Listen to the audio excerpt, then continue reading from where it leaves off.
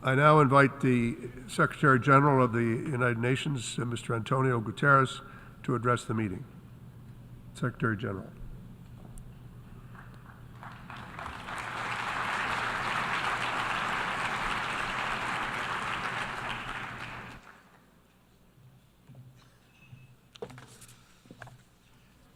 Mr. President of the General Assembly, Mr. President of the Economic and Social Council, Excellencies, ladies and gentlemen.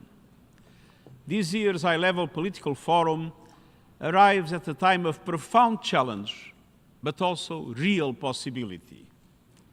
Despite enormous headwinds, we have seen just in the last 2 months what can be achieved when countries come together with conviction and focus.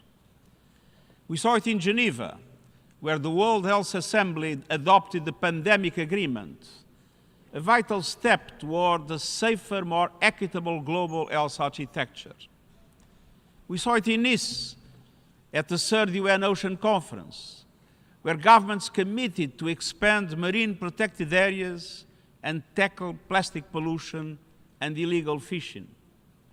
And we saw it in Seville, at the 4th International Financing for Development Conference, where countries agreed on a new vision for global finance, one that expands fiscal space, lowers the cost of capital, and ensures developing countries have a stronger voice and participation in the organizations that shape their future. These are not isolated wins. They are signs of momentum, signs that multilateralism can deliver, signs that transformation is not only necessary, it is possible. And that is the spirit we bring to this high-level political forum. Excellencies, ladies and gentlemen, this forum is about renewing our common promise to end poverty, protect the planet, and ensure prosperity for all. We also recognize the deep linkages between development and peace. We meet against the backdrop of global conflicts that are pushing the Sustainable Development Goals further out of reach. That is why we must keep working for peace in the Middle East. Over the weekend in Gaza, we saw yet more mass shootings and killings of people seeking UN aid for their families, an atrocious and inhumane act which I utterly condemn. We need an immediate ceasefire in Gaza, the immediate release of all hostages, and unimpeded humanitarian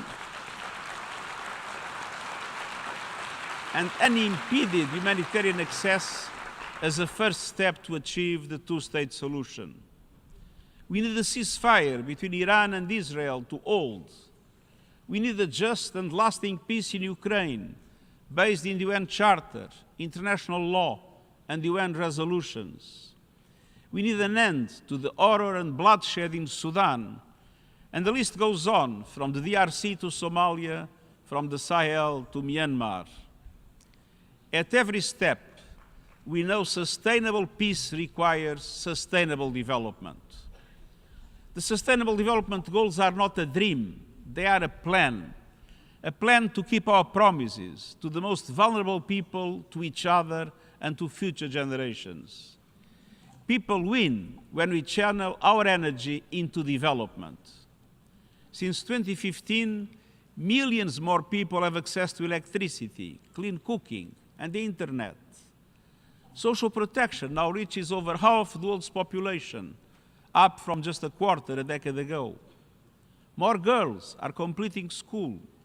Child marriage is declining. Women's representation is growing, from the boardrooms of business to the halls of political power. But we must face a tough reality. Only 35% of SDG targets are on track or making moderate progress. Nearly half are moving too slowly, and 18% are going backwards. Meanwhile, the global economy is slowing. Trade tensions are rising. Inequalities are growing. Aid budgets are being decimated while military spending soars, and mistrust, division, and outright conflicts are placing international problem-solving system under unprecedented strain. We cannot sugarcoat those facts, but we must not surrender to them either. The SDGs still are within reach if we act with urgency and ambition. This year's forum focuses on 5 critical goals: health, gender equality, decent work, life below water, and global partnerships. All are essential, all are interconnected, all can spur change across other goals. On health, COVID-19 exposed and deepened inequalities, and today far too many people still lack access to basic care. We know what works. We must boost investment in universal health coverage, rooted in strong primary care and prevention, reaching those furthest behind first. On gender equality, gaps remain wide. Women and girls face systemic barriers, from violence and discrimination to unpaid care and limited political voice. But we also see growing momentum, from grassroots movements to national reforms. Now is the time to turn that momentum into transformation, with rights-based policies, accountability, and real financing into programs that support inclusion and equality for women and girls. On decent work, the global economy is leaving billions behind. Over 2 billion people are in informal jobs, and youth unemployment is stubbornly high. But we have tools to change these. The Global Accelerator on Jobs and Social Protection is helping countries invest in expanded social protection initiatives, skills training, and the creation of sustainable livelihoods, including in growing industries like clean energy.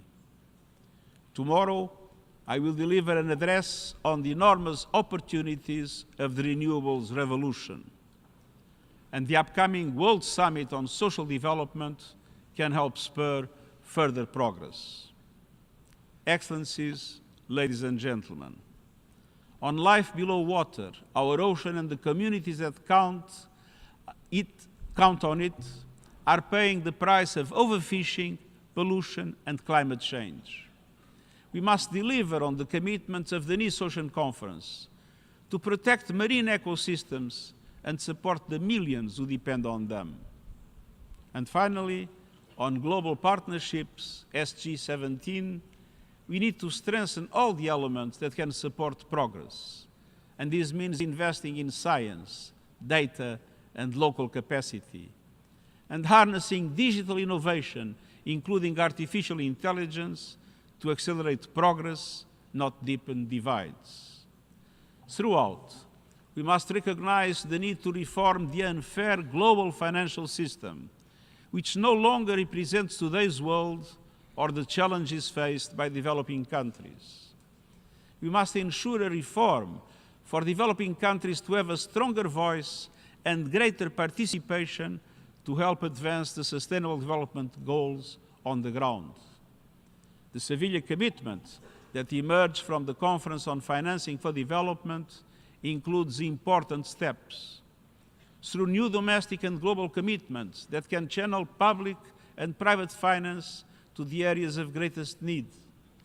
By increasing the capacity of governments to substantially mobilize domestic resources, including through tax reform. And by establishing a more effective framework for debt relief and tripling the lending capacity of multilateral development banks to the benefit of developing countries. Excellences, au cours de l'année à venir, nous devons continuer à construire. Nous devons renforcer et élargir les partenariats qui portent leurs fruits, y compris avec le secteur privé et les organisations de la société civile et du pouvoir local. Nous devons faire en sorte que chaque décision s'inscrive dans une réflexion à long terme, comme nous y sommes engagés dans les déclarations sur les générations futures. Et nous devons continuer d'apprendre les uns des autres. Les examens nationaux volontaires qui constituent la clé de voûte de ce forum sont bien plus que de simples rapports. Ce sont des actes de responsabilité, ce sont de véritables parcours d'introspection que les pays suivent à mesure qu'ils se développent et se construisent. Et ce sont des modèles que les autres pays peuvent suivre et dont ils peuvent s'inspirer. À la fin de ce forum politique de haut niveau pour le développement durable, nous aurons dépassé les 400 examens et plus de 150 pays en auront présenté plus d'un. Il s'agit là d'un signal fort d'engagement, une preuve indéniable que des solutions existent et qu'elles peuvent être reproduites et étendues. À 5 ans d'échéance, le temps est venu de convertir ces prémices de transformation en un puissant élan de progrès qui bénéficie à tous les pays.